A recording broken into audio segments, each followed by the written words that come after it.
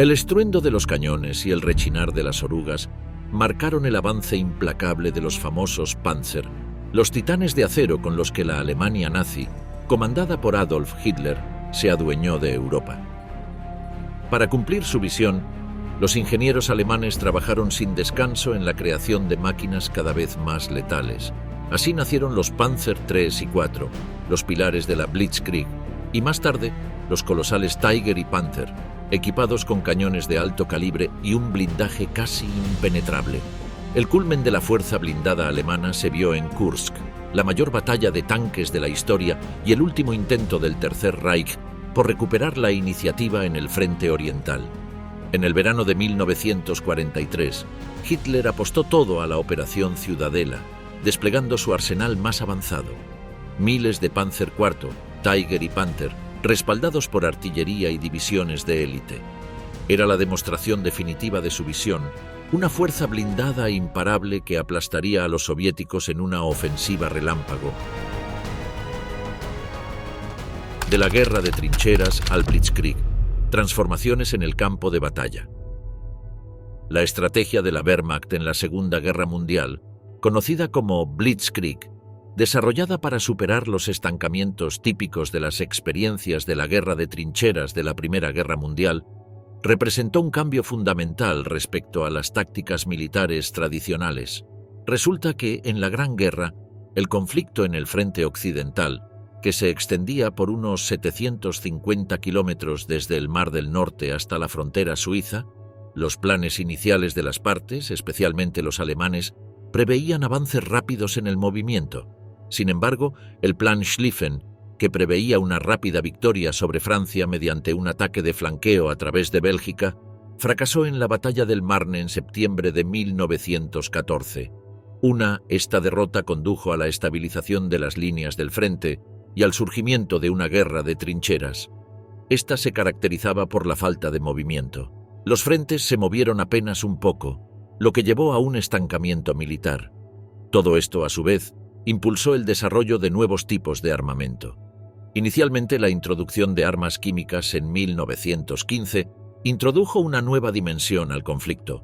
Se utilizó el combate con gas como medio para desestabilizar las líneas enemigas. Con todo ello, seguían siendo insuficientes para muchos problemas que estaban experimentando los ejércitos. Ahí entra en juego la Blitzkrieg. El concepto no fue inventado originalmente por los nacionalsocialistas. Se desarrolló hacia el final de la Primera Guerra Mundial, especialmente durante la fallida Operación Michael, también conocida como Kaiserschlacht. Durante esta ofensiva contra las fuerzas británicas, quedó claro que los ataques rápidos y coordinados contra las líneas enemigas podían traer éxito a corto plazo, pero sin una logística y apoyo sostenibles no conducirían al resultado deseado. Por eso, el nuevo concepto se desarrolló aún más en la década siguiente y finalmente encontró un uso generalizado durante la Segunda Guerra Mundial. El término se utilizó por primera vez en publicaciones militares en los años 30. Esta estrategia, que dependía de la combinación de unidades mecanizadas, aviación y coordinación entre las distintas ramas del ejército, se materializó en los primeros años del nuevo conflicto global, con una serie de ofensivas que desbordaron a los países enemigos. El Blitzkrieg se basaba en tres principios esenciales: rapidez, flexibilidad y la capacidad de aislar al enemigo. A través de la utilización de fuerzas motorizadas, la Wehrmacht lograba penetrar las líneas enemigas y movilizarse rápidamente en el territorio. A menudo, el objetivo era romper las defensas del adversario, rodearlo y destruirlo mediante una serie de movimientos que dejaban poco espacio para la reacción. La capacidad de los comandantes para tomar decisiones autónomas sobre el terreno fue igualmente crucial, permitiendo ajustes rápidos en el curso de las batallas. De igual forma, los tanques alemanes, que habían venido evolucionando considerablemente en la década de los 30, estaban en el corazón de esta estrategia, ofreciendo una combinación de potencia de fuego, movilidad y protección. El primer gran test de esta estrategia tuvo lugar durante el ataque a Polonia en 1939. El uso de alrededor de 2.500 a 3.000 carros blindados germánicos, incluyendo modelos como el Panzer I, II, III y IV, fue determinante en el colapso rápido del ejército polaco. Con la invasión, Las tropas alemanas, apoyadas por la Luftwaffe, lograron una movilidad excepcional que permitió rodear y aniquilar a las fuerzas polacas, que apenas disponían de 800 tanques obsoletos. Este uso masivo de los artefactos y su combinación con ataques aéreos permitió a las fuerzas alemanas atravesar rápidamente el país y tomar Varsovia el 28 de septiembre de 1939. El éxito obtenido en Polonia no fue aislado. En mayo siguiente, la Wehrmacht desplegó nuevamente el Blitzkrieg en el oeste en un ataque conocido como la invasión de Francia. La Wehrmacht rompió por las Ardenas, una zona que los aliados consideraban impenetrable para rodear las fuerzas francesas y británicas, eludiendo la fortaleza de la línea Maginot. Con más de 3.000 tanques en el frente, el avance germánico llevó a la caída de Francia en junio. En la crucial batalla de Sedan, las divisiones blindadas alemanas rompieron las líneas defensivas francesas y las fuerzas aliadas, atrapadas en Dunkirk, fueron incapaces de organizar una defensa efectiva. El Blitzkrieg, una vez más, mostró su eficacia al aislar y desbordar al enemigo. El éxito de estas dos campañas se debe en gran parte a la revolución táctica que suponían. Estos vehículos se convirtieron en el núcleo de las ofensivas nacionalsocialistas, actuando como las fuerzas de ruptura que desintegraban las posiciones enemigas. La coordinación con la aviación, que realizaba ataques aéreos para desestabilizar las defensas y las líneas de suministro, también fue clave. Después de los tanques, las unidades de infantería motorizada aseguraban las posiciones recién tomadas, evitando que los blindados quedaran atrapados en combates prolongados. No obstante, a pesar de los éxitos iniciales, la estrategia del Blitzkrieg no estaba exenta de limitaciones. Durante la invasión de la Unión Soviética, la Wehrmacht no pudo replicar los rápidos avances de las campañas anteriores. Iniciada el 22 de junio del 41, la Wehrmacht concentró la mayor parte de su fuerza acorazada en 3 grupos de ejército, cada uno con el objetivo de realizar un avance profundo hacia los territorios soviéticos clave: Leningrado, Moscú y Ucrania. En el caso del ataque hacia Moscú, la idea era desmantelar rápidamente la defensa soviética mediante ataques en profundidad, utilizándolos para rodear a las tropas enemigas y bloquear sus líneas de suministro. El Panzer III y el Panzer IV fueron los tanques principales, con el último de ellos desempeñando un papel crucial en las ofensivas alemanas debido a su mayor capacidad de fuego y blindaje. Y con ello, la vasta extensión del territorio soviético, las duras condiciones climáticas y la feroz resistencia de las tropas rusas contribuyeron al fracaso de la táctica.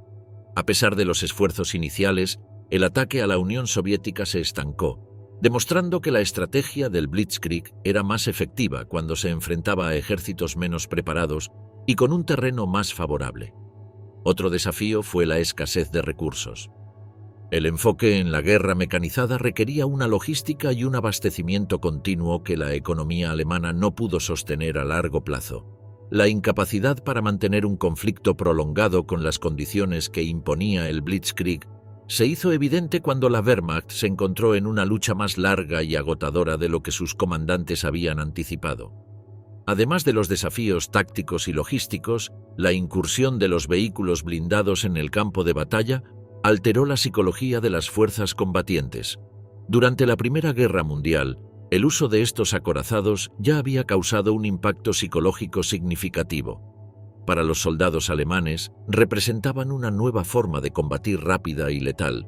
4 ahora, en el caso de los enemigos, en particular los soldados polacos, franceses y británicos, su presencia degeneraba miedo y desorientación, pero también interés por replicar y superar al Tercer Reich en su fabricación y letalidad. La sensación de impotencia al enfrentarse a fuerzas móviles y pesadamente armadas no solo afectaba la moral, sino que minaba la capacidad de respuesta del enemigo. Por otro lado, la utilización exitosa de estos vehículos en los primeros años de las hostilidades reforzó la moral de los soldados, que se sentían invencibles al darle uso a una maquinaria bélica tan poderosa. Sin embargo, con el paso del tiempo, algunos soldados comenzaron a desensibilizarse frente al poder de los tanques, mientras que otros se enfrentaban a un constante estrés psicológico debido a los continuos avances y retrocesos en el frente oriental. La intervención de los Estados Unidos en 1941, tras el ataque a Pearl Harbor, De igual modo cambió el curso de la guerra. El suministro de recursos y material bélico a las fuerzas aliadas y la entrada directa de tropas estadounidenses en el conflicto proporcionaron un impulso significativo. La combinación de estos factores hizo que los aliados pudieran finalmente contrarrestar las tácticas del Blitzkrieg y asumir la ofensiva. El legado de los Panzer. Análisis de los primeros modelos en la Wehrmacht. La evolución de los primeros modelos del Tercer Reich, particularmente el Panzer I, II, III y IV, representó un hito crucial en el desarrollo de la Wehrmacht durante la Segunda Guerra Mundial. El Panzerkampfwagen I, conocido simplemente como Panzer I, desarrollado a partir de 1934, fue el primer tanque alemán producido en masa después de la Primera Guerra Mundial. Fue un modelo ligero diseñado principalmente como vehículo de entrenamiento debido a las restricciones militares del Tratado de Versalles, que prohibía a Alemania desarrollar los ejemplares considerados pesados. Por ello, para ganar experiencia en el manejo de vehículos blindados, el Panzer I fue diseñado como un vehículo ligero. Se presentó por primera vez al público en septiembre del año siguiente, en el mitin del partido nazi en Nuremberg. Equipado con 2 ametralladoras MG-13, su blindaje era extremadamente delgado, con solo entre 10 y 15 milímetros de protección, lo que lo hacía vulnerable ante casi cualquier tipo de armamento pesado. Lo protegía principalmente contra las armas de infantería. Sus ventajas eran su rápida elaboración y facilidad de manejo. Su fabricación era relativamente barata y se podía ensamblar rápidamente en grandes cantidades. Esto permitió a la Wehrmacht crear grandes unidades de ellos en una etapa temprana y adquirir experiencia inicial en operaciones. No obstante, sus desventajas eran considerables. Apartando su delgado blindaje, era vulnerable incluso a las armas ligeras. El armamento era inadecuado para luchar contra otros vehículos similares, lo que limitaba gravemente su papel en el combate. Con la introducción de modelos de tanques mejor protegidos y armados, se volvió cada vez más obsoleto. A partir de 1941 estuvo en gran parte fuera de servicio activo y fue utilizado como vehículo de entrenamiento o para otras tareas de apoyo. Pasó un año y se introdujo el Panzer II, o Panzerkampfwagen II, que también fue diseñado como un vehículo ligero, una solución temporal mientras se desarrollaban modelos más potentes. Tenía una longitud de 4.7 metros y una anchura de 2.2 metros. La armadura era relativamente delgada y variaba entre 15 y 30 milímetros. El armamento principal consistía en un cañón de 2 centímetros Kampfwagenkanone, 32 ametralladoras MG-13. Este armamento fue diseñado para luchar contra infantería y vehículos ligeramente blindados, pero resultó inadecuado contra ejemplares más potentes, por lo cual se utilizó principalmente para misiones de reconocimiento. Al comienzo de la Segunda Guerra Mundial, el Panzer II era el modelo más utilizado en las divisiones blindadas alemanas. En total se produjeron 1.900 unidades, hasta 1942. 2 años luego, la fabricación del tanque había cesado, mientras que sus restos continuaron utilizándose en diversas funciones de apoyo. De hecho, hubo un uso especial en el que 50 viejas unidades se pusieron a disposición de baterías de escolta de tanques para la protección cercana de las brigadas de artillería de asalto del ejército. Estuvieron en uso de mayo a noviembre, pero fallaron en ese momento debido a problemas mecánicos y el fuego enemigo. El Panzer II fue el modelo más afectado por los combates en Polonia y Francia y, en realidad, sus ventajas y desventajas no fueron muy diferentes de las de su predecesor. Su sucesor, el Panzer III, un modelo medio diseñado como el principal equipo de batalla de la Wehrmacht introducido en 1937, representó un significativo paso adelante con su cañón de 37 milímetros y estaba destinado a ser el principal carro de combate. Tenía una longitud de unos 5.4 metros, una anchura de 2.9 metros y una altura de 2.5 metros. El armamento original consistía en un cañón de 3,7 centímetros, pero con el tiempo, las versiones mejoradas de este modelo incorporaron cañones de hasta 5 centímetros para hacer frente a las crecientes amenazas enemigas. Este cañón era potente para su época, pero a lo largo del conflicto demostró ser inadecuado contra enemigos más poderosos como el T-30 y 4 soviético. El blindaje variaba entre 30 y 50 milímetros, lo que proporcionaba cierta protección, pero no era suficiente para resistir las armas aliadas más avanzadas. Aunque no alcanzó el nivel de versatilidad del modelo sucesor, fue clave en las primeras etapas de las hostilidades, sirviendo en diversas batallas en Europa, como en 1940, donde demostró su valía en el frente de Francia, con casi 400 unidades, y en el norte de África. Una anécdota es que Heinz Guderian imaginó 2 tipos de tanques, uno para combatir a los pares enemigos, que sería este modelo, y otro para apoyar a la infantería, el Panzer IV. Guderian pidió un potente cañón de 5 centímetros para este, mientras que la oficina de armas del ejército prefirió el grosor que finalmente le fue instalado. Guderian al menos pudo asegurarse de que la corona giratoria de la torreta fuera lo suficientemente grande para la posterior instalación de un cañón más potente. En total, durante 6 años, a partir de 1937, se fabricaron unas 5.700 unidades en distintas versiones. Con todo ello, el modelo que se consolidó como el principal pilar de las fuerzas acorazadas alemanas fue el Panzer IV, a pesar de que estaba destinado a apoyar al Panzer III en combate y combatir objetivos que no eran adecuados para su arma perforante de pequeño calibre, comenzando su producción el mismo año del modelo anterior bajo la dirección de Krupp. Con una longitud de 7 metros, una anchura de 3,2 metros y pesaba unas 25 toneladas, estaba equipado con un cañón de 75 milímetros. Ofrecía una mezcla equilibrada de potencia de fuego, protección y movilidad, lo que lo hacía adecuado para cumplir diversas funciones en el campo de batalla. Durante el conflicto, experimentó numerosas modificaciones que aumentaron su capacidad de combate, mejorando su blindaje y armamento, llegando a luchar hasta 80 milímetros y enfrentándose eficazmente contra vehículos más blindados, como el T-30 y 4 soviético, que había sido diseñado con una innovadora construcción de blindaje inclinado. Con esta particularidad, aumentaba significativamente las probabilidades de que los proyectiles rebotaran, lo que mejoraba la efectividad de la protección sin necesidad de utilizar materiales más gruesos. Desempeñó un papel crucial en las tácticas de Blitzkrieg, proporcionando soporte a las fuerzas blindadas y cubriendo una amplia gama de necesidades, desde la lucha contra infantería hasta el apoyo en operaciones de asalto. Especialmente durante la Operación Barbarroja en 1941, el Panzer IV jugó un papel decisivo en los combates en el frente oriental. En estas primeras fases demostró ser confiable y versátil. Durante la batalla de Stalingrado y la batalla de Kursk, demostró sus habilidades en la lucha contra fuerzas enemigas superiores. Esta es una de sus principales características. Se hizo evidente que, debido a los avances inusualmente profundos de las unidades, el Panzer IV a menudo tenía que asumir la función de uno de batalla principal, para lo cual no fue diseñado.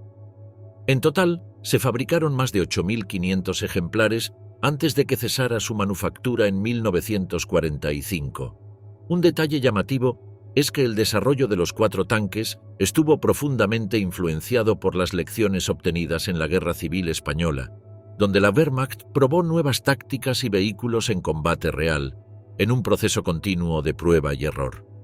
El conflicto comenzó con un golpe de Estado por parte de líderes militares conservadores, liderados por el general Francisco Franco, contra el gobierno democráticamente elegido del Frente Popular de España. Hitler vio este escenario como una oportunidad para fortalecer el fascismo en Europa y, al mismo tiempo, probar las capacidades militares de la Wehrmacht. El apoyo consistió en el despliegue de unas 180 unidades, de los modelos que hemos desarrollado hasta ahora. Hermann Göring fue una figura central en la intervención alemana. Fue ministro de Aviación del Reich y organizó el puente aéreo que permitió transportar tropas y material a España. Asimismo, Helmut Wilberg y Erhard Milch fueron comandantes importantes dentro de la Legión Cóndor. Sus tareas incluían la planificación y conducción de operaciones aéreas, así como el apoyo a los golpistas con equipo militar. Un suceso llamativo fue la Batalla de Guadalajara, donde las fuerzas republicanas, aunque superadas en número, lograron infligir pérdidas significativas a los tanques franquistas, sirviendo de ejemplo para los alemanes en su adaptación a condiciones diferentes de terreno, lo que llevó a modificaciones en su armamento y blindaje. Panther, Tiger y Königstiger, la evolución de la guerra blindada en Alemania. Pero eran los 4 primeros. Luego vino el Panther, el Tiger I y el Königstiger, tan emblemáticos como sus antecesores, pero superiores en casi todos los detalles técnicos. El Panzerkampfwagen 5 Panzer fue desarrollado a finales de la década de los 30 en respuesta a las lecciones aprendidas en el Frente Oriental, siendo uno de los diseños medianos más importantes de la Wehrmacht, con un peso de unas 45 toneladas. La longitud del vehículo era de 8.80 metros, la anchura era de 3.27 metros y la altura era de casi 3 metros. El Panther estaba propulsado por un motor Maybach HL 230P30, permitiéndole una velocidad máxima de hasta 55 km por hora en carretera y de unos 24 en todoterreno. La armadura del Panther fue una característica innovadora. El blindaje frontal tenía hasta 100 milímetros de espesor y estaba dispuesto en ángulo, lo que aumentaba la eficacia contra los proyectiles enemigos. El blindaje lateral y trasero era el mismo, de 40 milímetros, y su cañón era de 7.5 centímetros, pudiendo equiparse con hasta 79 cartuchos de esta munición, y era más preciso y poderoso que la mayoría de los cañones enemigos. Otra característica notable era que utilizaba un tren de rodaje tipo caja con 8 rodillos por lado, lo que le proporcionaba una buena movilidad todoterreno. A pesar de sus muchas fortalezas, su desarrollo se llevó a cabo bajo una presión de tiempo considerable, resultando deficiencias técnicas y debilidades de diseño no pudieron subsanarse por completo. Esto hizo que el Panther requiriera relativamente mucho mantenimiento y fuera propenso a sufrir problemas técnicos. Por otro lado, la batalla del saliente de Kursk, que comenzó el 5 de julio del 43, el Panther desempeñó un papel crucial. 200 ejemplares de este tipo de las divisiones Panzer 51 y 52 se integraron en la ofensiva de la división Panzergrenadier Großdeutschland. Estas unidades estaban agrupadas bajo el mando supremo del Cuarto Ejército Panzer. Al inicio, se produjeron importantes problemas técnicos. Durante la descarga de los vehículos antes del ataque, 2 Panzers quedaron completamente calcinados debido a un incendio en el motor. Durante las primeras operaciones de combate se hizo evidente que las tripulaciones estaban mal entrenadas y que los vehículos no habían sido suficientemente probados. A los pocos días de su despliegue, solo 10 de los Panthers seguían operativos. En total, 56 Panthers fueron totalmente destruidos, y la tasa de fallas fue la más alta de todos los tipos de tanques alemanes utilizados. Con todo ello, estas unidades lograron tasas de destrucción significativas. Sus pares soviéticos a menudo no podían contrarrestar eficazmente al Panther, lo que aumentó su impacto en el campo de batalla. En segundo término, la historia del Panzerkampfwagen 6 Tiger I se remonta a 1941, aunque sus cimientos se establecieron en la década anterior. Fue diseñado como un vehículo de combate pesado, de casi 57 toneladas, para satisfacer las exigencias de la Wehrmacht en potencia de fuego y blindaje, con su cañón de 8.8 centímetros, conocido por su alta capacidad de penetración. La velocidad de disparo era de hasta 10 por minuto, lo que lo convertía en un oponente peligroso en combate directo. La combinación de un blindaje eficaz, de hasta 100 milímetros en su parte frontal, 80 en los laterales y 40 en la retaguardia, y una óptica de puntería precisa, lo convirtió en uno de los más temidos de su época. Con una longitud de 8.45 metros y una anchura de 3.72 metros, también fue uno de los tanques más grandes. Sin embargo, padecía de un alcance restringido y una complejidad técnica que a menudo resultaba en problemas financieros para sus fabricantes y de mantenimiento. El Tiger I se utilizó por primera vez el 29 de agosto del 42 en el sector del Grupo de Ejércitos Norte, cerca de MH, no lejos de Leningrado. En esta operación participaron 4 de estas unidades, acompañados por técnicos del fabricante Henschel. La operación fue prematura, lo que desembocó en un fracaso alemán. 3 de los 4 vehículos fallaron por defectos técnicos y tuvieron que ser rescatados con tractores pesados. El 20 de enero de 1943, un Tiger fue alcanzado por un cañón antitanque británico de 6 libras cerca de Robaa, lo que marcó la primera pérdida documentada de uno de estos ante los aliados. A pesar de los problemas técnicos iniciales y un despliegue prematuro, pronto demostró su superioridad durante la Segunda Batalla de Ladoga a principios de 1943 frente a los carros blindados soviéticos, ya que lograron destruir 160 de los enemigos en marzo, mientras que solo se perdieron unos pocos de sus propios vehículos. Su presencia en el campo de batalla generó un impacto psicológico considerable, provocando pánico entre las tropas soviéticas y resultando en decisiones tácticas erróneas. En contraste con ello, el número total de sus ejemplares desplegados fue relativamente bajo, lo que limitó su influencia en el desarrollo general de las batallas. Finalmente, el Panzerkampfwagen 6 Tiger II, conocido como Königstiger, marcó el pináculo del desarrollo de tanques alemanes con su desarrollo en 1942, pues combinó sus puntos fuertes con nuevas soluciones técnicas. Tenía un peso de combate de alrededor de 69.7 toneladas, una longitud de 10.28 metros, anchura de 3.75 metros y la altura pasaba por poco los 3 metros. Una característica destacada del Königstiger era su armadura. El blindaje frontal tenía un espesor de hasta 185 milímetros y estaba dispuesto en ángulo, lo que aumentaba la eficacia contra los proyectiles enemigos. El blindaje lateral y trasero, en cambio, era de hasta 80 milímetros.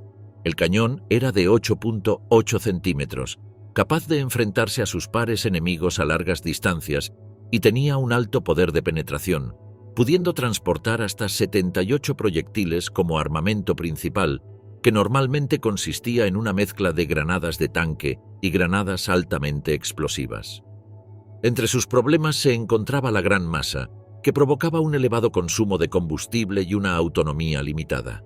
Además, debido a su complejidad, el vehículo requería mucho mantenimiento y era propenso a sufrir problemas técnicos. Estos factores limitaron su capacidad operativa.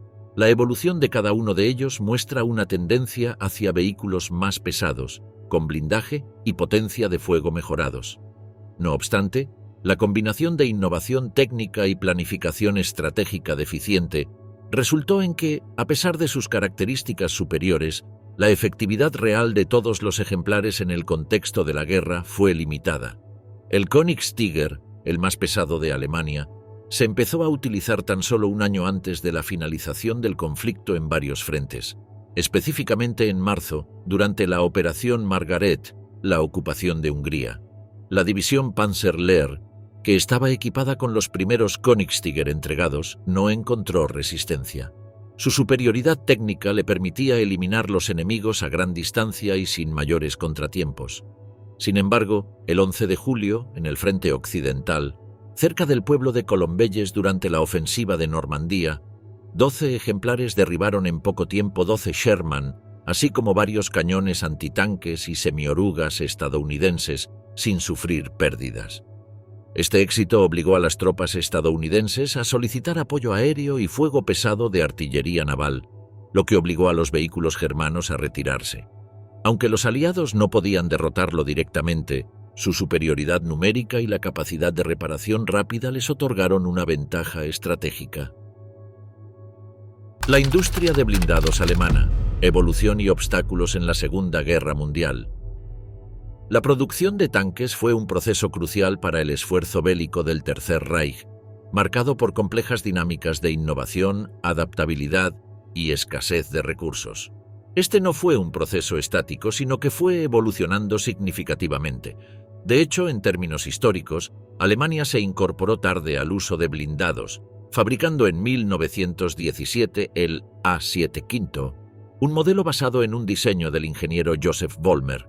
Pesaba alrededor de 32 toneladas y tenía una longitud de 7.34 metros, una anchura de 3,14 metros y una altura de 3,1 metros.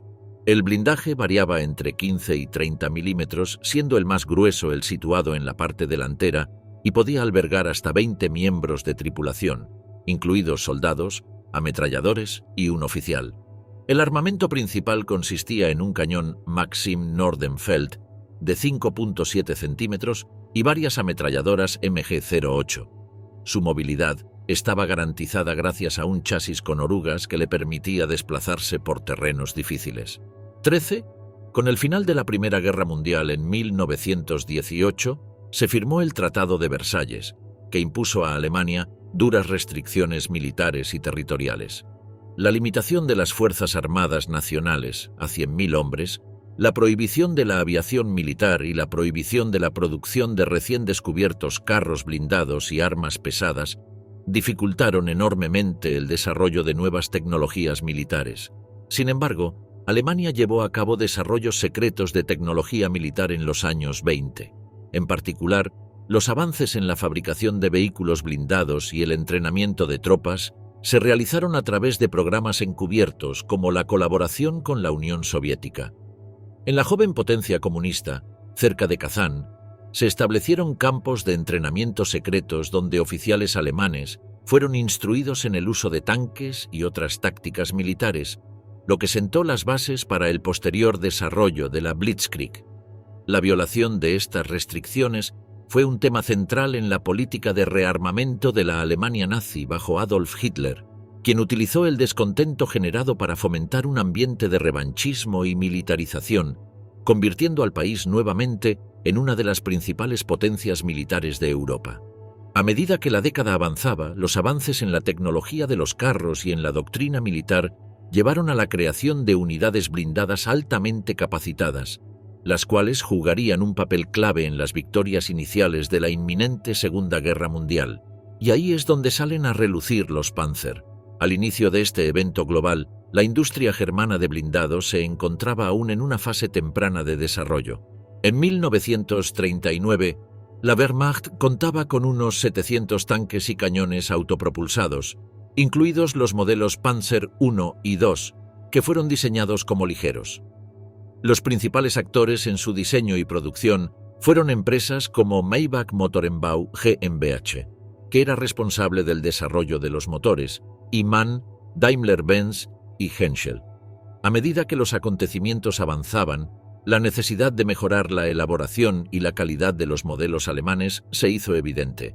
En respuesta a esta situación, en 1942, bajo el mando de Albert Speer como ministro de Armamento y Municiones, se introdujo la planificación central para aumentar la eficiencia de la manufactura de armamento.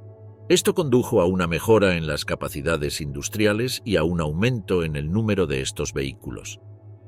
En el primer trimestre de ese año, la producción total fue de unas 1.000 unidades. Con todo ello, en los 3 trimestres restantes este número aumentó significativamente. Alcanzó su punto máximo al año siguiente, cuando Alemania pudo desarrollar una variedad de modelos de tanques, incluidos el Panzer III y IV y los recién desarrollados Panzer y Tiger. Las cifras muestran que en ese periodo se ensamblaron entre 15.000 y 20.000 nuevas unidades. A la par de estos acontecimientos, el 22 de enero del 43, Adolf Hitler lanzó el programa de tanque. Este tenía como objetivo incrementar de manera drástica la producción de los vehículos blindados, duplicando la fabricación mensual de 520 a 1.400 unidades para la primavera del año siguiente. Para lograr este objetivo se movilizaron todos los recursos disponibles, incluidos materiales y mano de obra, bajo la dirección de Albert Speer, quien ocupaba el cargo de ministro de Armamento y Municiones. Adicionalmente, la estrategia involucraba una reorganización de las fábricas y una mayor centralización de la planificación. En general, la industria alemana pudo producir hasta 40.000 tanques y cañones autopropulsados a lo largo de los 6 años de hostilidades. No obstante, todo este ciclo no estuvo exento de problemas. Los ataques aéreos aliados dañaron gravemente las fábricas y dificultaron aún más la producción. Además, enfrentó una grave escasez de materiales estratégicos, como el acero, la goma y el combustible, exacerbada por los bloqueos y bombardeos aliados. A nivel tecnológico, La industria de blindados alemana experimentó varios avances importantes, aunque la rapidez con que se implementaron fue limitada por las condiciones de la guerra. En los primeros años del conflicto, se empleaban principalmente motores de gasolina, pero más tarde se exploraron opciones con motores diésel para mejorar la fiabilidad.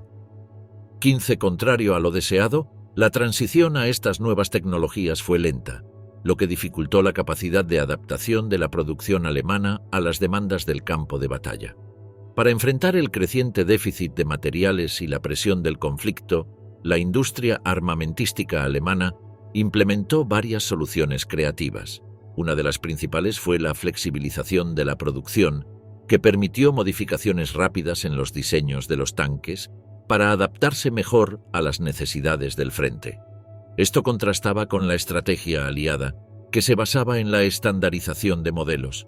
Modelos como el Panther y el Tiger fueron continuamente mejorados a lo largo del conflicto. Por otro lado, los problemas logísticos continuaron afectando la producción. La escasez de recursos, los continuos bombardeos aliados sobre las fábricas y la necesidad de movilizar más mano de obra en condiciones precarias generaron un entorno de constante tensión. El programa coordinado por Albert Speer, aunque exitoso en términos numéricos, estuvo plagado de problemas derivados de la insuficiencia de recursos esenciales y la falta de infraestructura adecuada. La asignación de una gran parte de los recursos a la producción del Tiger redujo la capacidad para fabricar otros modelos que pudieron haberse logrado en mayor cantidad, a un menor costo y con mayor rapidez.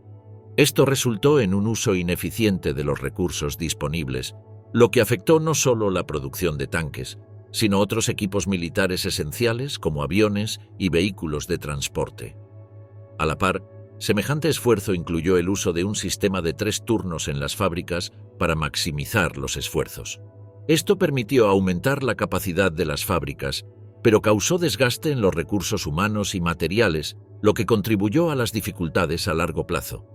En cuanto a los problemas logísticos internos, el transporte de materiales y productos terminados se convirtió en un desafío considerable. Los bombardeos aéreos aliados destruyeron infraestructuras clave y dificultaron el transporte de los recursos necesarios para mantener el ritmo que habían llevado hasta ese momento. La escasez de combustible y la interrupción de las líneas de suministro también dificultaron el transporte de los productos terminados a las zonas de combate. De esa forma, las dificultades logísticas, la escasa mano de obra calificada y los problemas con la calidad de los materiales jugaron un papel esencial en el debilitamiento gradual del poder militar de Alemania, lo que llevó finalmente a su colapso. Camaradería y estrés. La dura realidad de las tripulaciones de tanques en la guerra. Los soldados miembros de las tripulaciones de tanques enfrentaron una serie de dificultades que fueron documentadas en memorias y diarios personales. La vida dentro de uno de estos equipos bélicos era insoportablemente dura debido a las condiciones físicas y psicológicas extremas, además de los defectos de diseño. Las temperaturas dentro de los vehículos alcanzaban los 80 grados Celsius. Aunado a la falta de espacio y la constante amenaza de ser atacados, generaban un ambiente insoportable, tenso y cargado de estrés. Los vehículos a menudo estaban abarrotados, lo que limitaba gravemente el espacio de movimiento. Por si fuera poco, el nivel de ruido era abrumador, ya que los motores, las armas y las explosiones representaban una carga acústica constante. Muchos de estos vehículos, propensos a descomponerse debido a los defectos en sus motores o sistemas de suspensión, sufrían fallos mecánicos frecuentes, lo que aumentaba la sensación de inseguridad entre las tripulaciones. En cualquier momento que se produjera era un fastidio, pero su mayor temor era que el tanque dejara de funcionar justo en medio de un combate. Ese fue el caso durante la ofensiva de Kursk, en 1943. Se enviaron a la batalla modelos insuficientemente probados, lo que provocó grandes pérdidas humanas y de material de guerra. A pesar de las duras condiciones, la camaradería y el apoyo mutuo entre los miembros de las tripulaciones era uno de los aspectos que ayudaba a los soldados a soportar las difíciles circunstancias y a conservar la moral en alto. En muchos diarios se relatan momentos de humor que, a pesar de la gravedad de la situación, ayudaban a aliviar la tensión. Además, aunque estas acciones no fueron alentadas oficialmente y eran contrarias a los objetivos políticos del régimen, hubo informes de gestos humanitarios por parte de los soldados en pleno desarrollo de los acontecimientos. En algunos casos, los soldados alemanes ayudaron a los civiles en zonas ocupadas o les proporcionaron alimentos. No obstante, otras narraciones se hacen eco de lo contrario. Las tensiones que surgían dentro de las tripulaciones debido a la falta de espacio y las tensiones psicológicas derivadas de los constantes enfrentamientos. Los soldados estaban expuestos permanentemente al peligro y las decisiones de los comandantes, que a veces eran percibidas como arriesgadas o sin sentido, aumentaban la sensación de desconfianza interna. En cuanto a los tanques en sí, estos eran vistos de una manera ambigua por los soldados. Por un lado, representaban el poderío militar del régimen nazi y un instrumento indispensable de trabajo. Por otro, eran máquinas propensas al fallo y, por lo tanto, fuentes de gran frustración. Los miembros de las tripulaciones a menudo desarrollaban una relación casi personal con sus vehículos, dedicando tiempo a su mantenimiento y reparación mientras estaban fuera del campo de batalla. Para ellos, el estado en que se encontrasen podía ser una cuestión de vida o muerte. Las nuevas armas antitanque de los aliados, como el Panzerfaust y la bazooka, hicieron que sus vehículos fueran cada vez más vulnerables.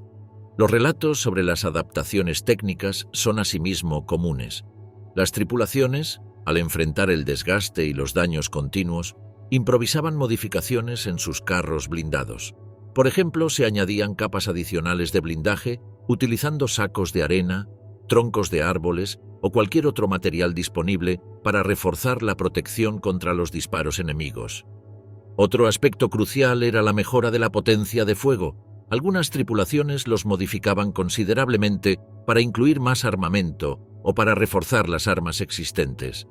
A nivel técnico, también se realizaban ajustes para mejorar la movilidad en terrenos difíciles.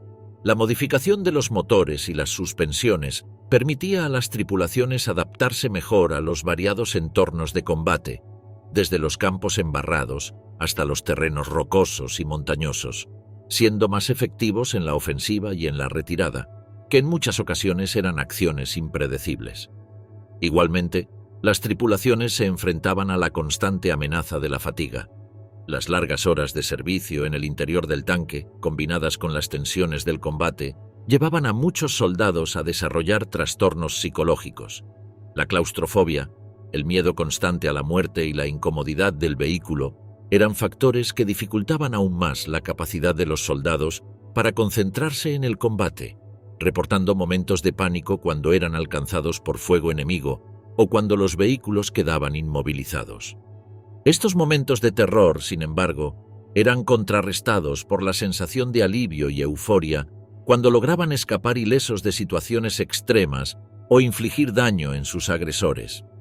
Los tanques del Tercer Reich eran, en muchos aspectos, una mezcla de ingenio y defectos. Aunque contaban con potentes cañones y avanzadas características de blindaje, la realidad del campo de batalla reveló la vulnerabilidad de hasta los modelos más avanzados. Innovación en el campo de batalla. ¿Cómo los aliados contrarrestaron la amenaza de los blindados alemanes? Todo esto ha sido ojeado desde la perspectiva alemana, pero la amenaza permanente de su sola presencia obligó a los aliados a desarrollar respuestas tecnológicas y tácticas que pudieran cambiar el curso del conflicto. Las potencias aliadas, en particular la Unión Soviética, los Estados Unidos y el Reino Unido, se enfrentaron a la superioridad inicial de los blindados alemanes, pero rápidamente adaptaron sus estrategias y diseños de vehículos para contrarrestarlos. La superpotencia euroasiática, ante la creciente presión de sus contrincantes, desarrolló el T-34, que ya hemos mencionado antes, con una excelente movilidad, un potente armamento y una innovadora inclinación en su blindaje, lo que lo hacía resistente a las armas alemanas de la época. Su diseño eficiente permitió la producción masiva. Más de 40.000 unidades fueron construidas antes de finalizar las hostilidades. Su éxito llevó a una serie de mejoras, incluida la versión T-30 y 485, que incorporaba un cañón de 85 milímetros para hacer frente a modelos más avanzados de su contraparte germana. Su eficacia en el campo de batalla junto con su capacidad de ser reparado fácilmente en condiciones adversas, permitió a las fuerzas soviéticas aprovechar su superioridad numérica y logística. Por su parte, el M4 Sherman de los Estados Unidos se convirtió en el principal de las fuerzas aliadas en el frente occidental, cuya producción en masa comenzó en febrero del 42. Reemplazó al M3 Lee Grant, y aunque no contaba con el blindaje ni el armamento pesado de los tanques germanos, su diseño era más sencillo, lo que facilitaba su producción en masa. Una característica importante fue el cañón estabilizado verticalmente, que permitió un disparo más preciso. Más de 49.000 fueron fabricados durante la guerra, permitiendo a los aliados mantener una constante presión sobre las fuerzas del eje. El Sherman también fue modificado para cumplir diversas funciones en el campo de batalla, como el modelo Sherman Crab, equipado con un sistema de desminado que resultó esencial en las operaciones de desembarco, como el día D en Normandía. Otra modificación destacable es el Sherman Firefly, que estaba equipado con un cañón antitanque 17 libras más potentes para contrarrestar el de los alemanes. A pesar de los esfuerzos, todas estas versiones eran inferiores en comparación directa a los alemanes pesados Tiger y Panther. Sus ventajas eran su alta tasa de producción y facilidad de reparación, lo que permitió a los aliados compensar las pérdidas. Los británicos desarrollaron el modelo mediano Cromwell para contrarrestar a los más pesados del Tercer Reich, comenzando su elaboración en 1942 y siendo diseñado para la movilidad y la velocidad. Tenía un armamento principal de 75 milímetros montado sobre un chasis moderno. Trajo consigo varias innovaciones. Fue uno de los primeros tanques británicos en contar con un chasis completamente soldado, lo que simplificó la fabricación y aumentó la integridad estructural. De igual forma tenía una suspensión mejorada, lo que permitió una mejor capacidad todoterreno. Era capaz de alcanzar velocidades de hasta 48 kilómetros por hora, lo que lo convertía en uno de los más rápidos de su tiempo. El blindaje del Cromwell variaba entre 40 y 76 milímetros, lo que lo protegía contra la mayoría de las amenazas de su época, pero no lo suficiente contra los tanques alemanes más potentes. En cuanto a la estrategia, los aliados adoptaron una serie de enfoques para contrarrestar la supremacía de los vehículos alemanes, que incluían la mejora de las tácticas de combate y el desarrollo de nuevas armas antitanque, como el Piat británico o los cañones de 75 milímetros en los Sherman. Los cañones de mayor calibre y el entrenamiento especializado de las tropas fueron vitales para contrarrestar la amenaza de los blindados enemigos. La integración de la infantería y la artillería con las unidades blindadas fue otra táctica clave, lo que permitió a los aliados llevar a cabo operaciones combinadas con eficacia. Por otro lado, el control del aire se convirtió en una prioridad estratégica. Los ataques aéreos sobre las posiciones alemanas, incluidos los tanques y sus líneas de suministro, fueron esenciales para debilitar la capacidad de respuesta del Tercer Reich. La superioridad aérea, especialmente a partir de 1943, permitió a los aliados reducir la efectividad de las formaciones de carros blindados alemanes, que se vieron constantemente amenazadas desde el cielo. Además de los avances de movilización terrestre y tácticas, los aliados adoptaron tecnologías y estrategias innovadoras para mejorar la logística y la cooperación entre las diversas naciones involucradas. La cooperación internacional fue un factor decisivo en el éxito de los aliados. En reuniones clave como las de Teherán en 1943 y Yalta, 2 años más tarde, los líderes aliados discutieron estrategias y planes para coordinar sus esfuerzos militares y postguerra, incluido el reparto de Alemania. Uno de los logros más significativos de esta cooperación fue el sistema de préstamo y arriendo, a través del cual Estados Unidos proporcionó material militar esencial a la Unión Soviética y el Reino Unido. Esta ayuda permitió a los aliados mantener un flujo constante de suministros, incluidos tanques, aviones y municiones, lo que mejoró significativamente su capacidad de combate. Un ejemplo destacable de cooperación militar fue la invasión de Normandía. Las fuerzas británicas, estadounidenses y canadienses llevaron a cabo un ataque conjunto en la costa francesa que culminó en el desmantelamiento de la defensa alemana en el frente occidental.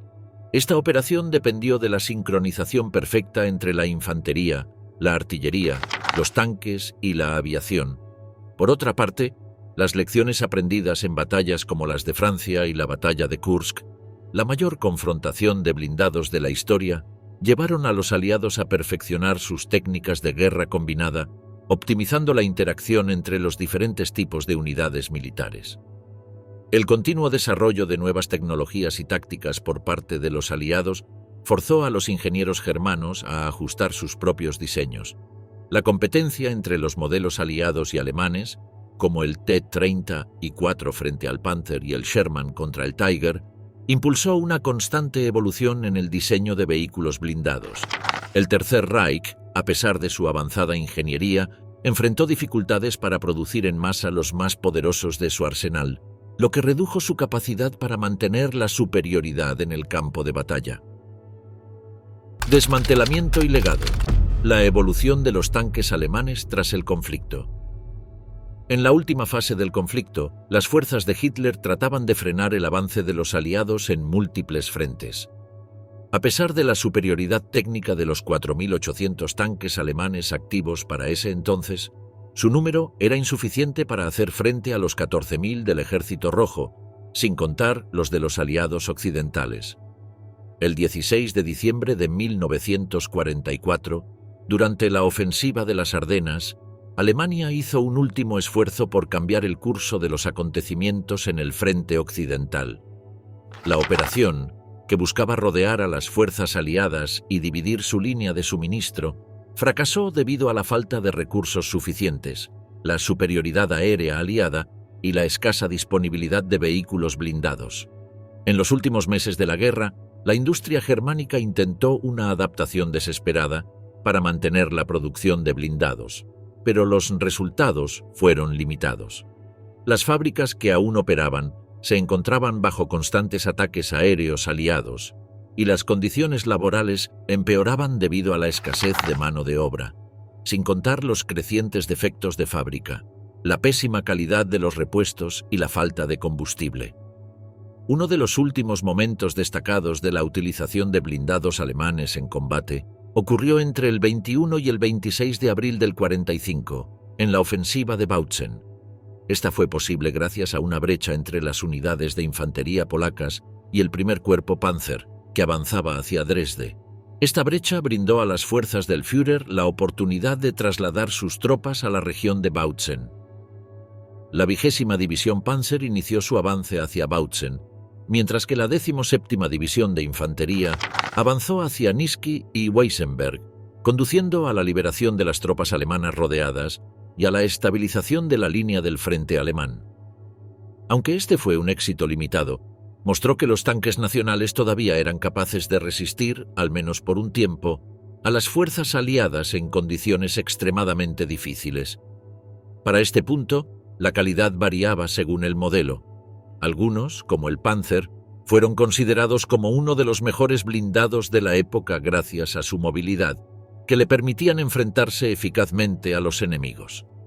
El Tiger II, por su parte, podía destrozar a los blindados más fuertes, pero su gran peso limitaba su capacidad de maniobra y lo hacía vulnerable a los ataques aéreos y a los problemas mecánicos. Sin embargo, la estrategia de la producción en masa, adoptada por los nazis en los primeros años de la guerra, se mostró poco eficaz hacia el final del conflicto. La flexibilización en la fabricación, que había permitido cambios rápidos en los modelos, resultó en una producción inconsistente, lo que dejó a las fuerzas alemanas sin una flota cohesiva que pudiera enfrentarse a los adversarios en igualdad de condiciones.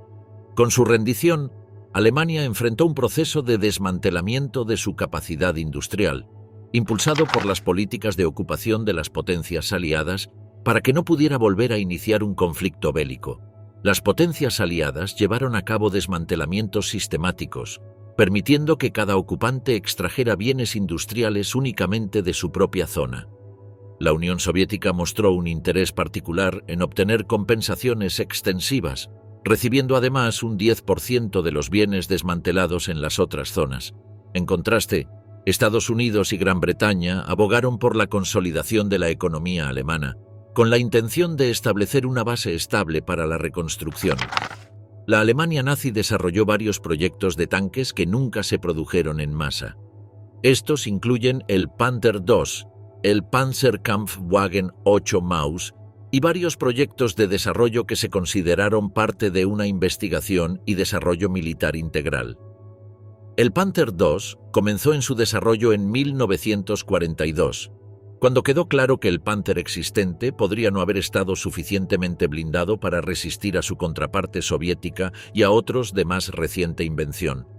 Iba a recibir un blindaje frontal reforzado de 100 milímetros y uno lateral de 60 milímetros. Este último habría supuesto una mejora significativa con respecto al Panther original, pues era de 40 milímetros. No obstante, su planificación se detuvo en mayo o junio del año siguiente. Una razón podría haber sido la concentración en otros proyectos militares o las dificultades para implementar tales nuevos desarrollos en condiciones de guerra. El Panzerkampfwagen 8 Maus iba a ser un diseño extremadamente pesado desarrollado por la empresa Porsche, con el objetivo de ser superior a todos los oponentes.